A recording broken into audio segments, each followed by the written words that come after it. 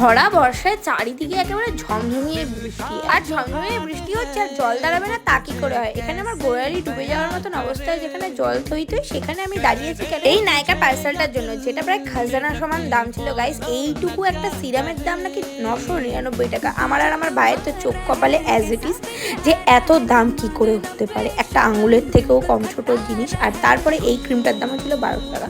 সব মিলিয়ে যেহেতু নিজে নিজে কিনেছিলাম, বেশ আনন্দেই ছিলাম। একটা স্কিন কেয়ার রুটিন ফলো করছি, বেশ ভালোই লাগছে। আর ছিল তার সাথে কয়েকটা আরও জিনিস, সেগুলো হলো এই কয়েকটা ছোটো ছোটো পার্সেল। কয়েকদিন আগে এটা তৃষাকে গিফট করছিলাম, আর এবার নিজের জন্য একটা কিনে নিয়েছিলাম।